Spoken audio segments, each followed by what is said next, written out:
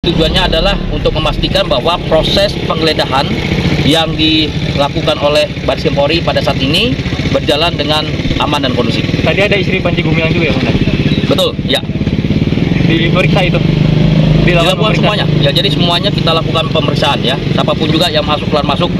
Nah, di sini juga kita bisa lihat bahwa di Al Zaitun ini kan ada beberapa pintu ya, tetapi sampai dengan saat ini yang digunakan untuk keluar masuk dari Mahat Al Zaitun ini hanya satu pintu ini, yaitu pintu utama. Untuk melengkapi berkas perkara dan mencari alat bukti lainnya.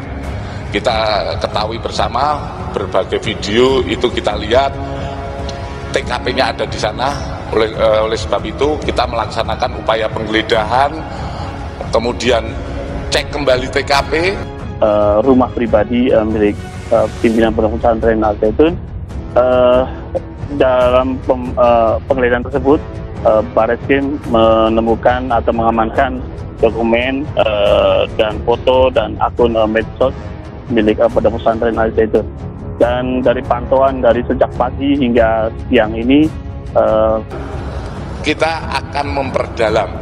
Ini makanya beberapa hari ini kita akan memperdalam apakah ada tersangka lainnya.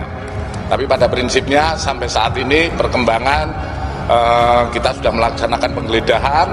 Setelah penggeledahan nanti tentu saja hasil-hasil itu akan kita analisa kembali, kita jadikan bahan-bahan penyelidikan kembali apakah mungkin ada pidana-pidana lain yang berkaitan seperti kemarin disampaikan, apakah ada yang berkaitan dengan penipuan, penggelapan dan lain sebagainya. Ini adalah bagian dari upaya-upaya penyidik. Kesimpulannya bahwa persoalan Al Zaitun ini akan dibagi di beberapa klaster penanganan. Jadi Kementerian Agama bertugas menangani klaster pendidikannya. Apa yang ditugaskan? Memberikan asesmen dan pendampingan. Jadi semua tenaga pendidik di sana di Al Zaitun akan dilakukan asesmen oleh Kementerian Agama, kemudian dilakukan pendampingan dalam proses pengajarannya. Itu yang ditugaskan kepada Kementerian Agama. Itu aja. Walaupun kalau kita kembali ketentuan dalam undang-undang yang sama 8 tahun 2010 di pasal 2-nya itu kan mengatur tentang katakanlah asal tindak pidana. Apakah dari korupsi TPPU itu, apakah dari narkotika atau penggelapan, penipuan seperti dalam tindak pidana umum yang terjadi. Nah, karena dalam konteks kejahatan TPPU ini kan karakteristiknya tentu ada juga modus operandi ya Mbak ya. Ada yang misalnya melakukan dengan akuisisi, ada dengan pemalsuan identitas. Nah tadi kalau kita kaitkan dengan sejumlah rekening, 246 rekening kalau saya tidak salah, ini kan perlu ditelusuri. Mengapa kemudian misalnya ada identitas yang tidak sama tapi mengerucut pada satu tempat misalnya, satu sumber. Ini kan jadi satu temuan yang perlu untuk diklarifikasi. Pendidikan tetap berjalan, anak-anak santri-santri yang ada di sana tetap bisa mengikuti pendidikan, tetapi tentu di bawah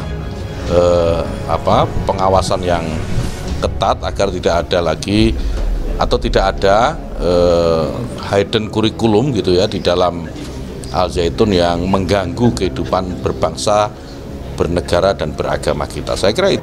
Dan untuk kepentingan daripada Yayasan Jadi, apabila memang sesuai dugaan ada uang yang diselewengkan ataupun digelapkan ke rekening pribadi daripada Syekh Panji, apabila itu digunakan untuk kepentingan yayasan ataupun mengembangkan yayasan dalam hal ini membeli tanah yang sampai saat ini memang digunakan untuk kepentingan yayasan itu sendiri, kurang lebih 1.800 hektar dari 20-30 tahun lalu mungkin cuma 100-200 hektar, dan itu dibeli lagi untuk pengembangan yayasan, itu menurut saya hal yang sah-sah saja karena tidak bertentangan dengan undang-undang yayasan itu sendiri.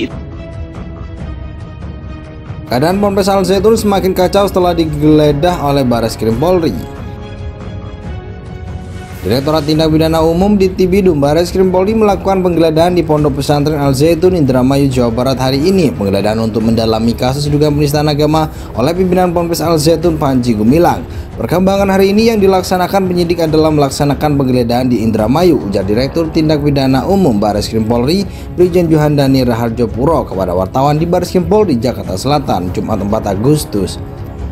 Juhandani mengatakan penggeledahan juga guna melengkapi berkas perkara dan mencari alat bukti lain dalam perkara tersebut. Karena itu, pihaknya melakukan pengecekan di tempat kejadian perkara dalam video yang ada. Kita diketahui bersama, berbagai video itu kita lihat TKP-nya ada di sana. Oleh sebab itu, kita melakukan penggeledahan, cek TKP, dan ini dilaksanakan oleh penyidik-penyidik Bareskrim kemudian Inafis dan di backup oleh Polda Jabar dan Polres Indramayu. Lanjutnya, Juhandani mengatakan penggeledahan dimulai pada pukul 14.00 hari ini. Penggeledahan dipimpin oleh Kasubdit 1 Ditripidum Bareskrim Polri.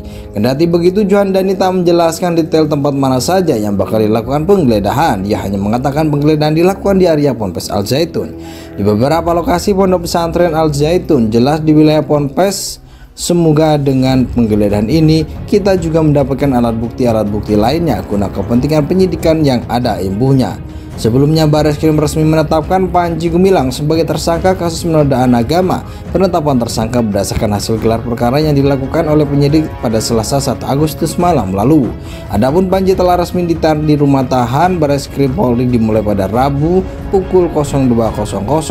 Penahanan akan dilakukan selama 20 hari hingga 21 Agustus 2023 mendatang. Panji Gumilang dijerat dengan pasal 14 ayat 1 UU nomor 1 tahun 1946 dan atau pasal 45A ayat 2 Jungto, pasal 28 ayat 2 UU ITE dan atau pasal 156A KUHP dengan ancaman maksimal 10 tahun penjara.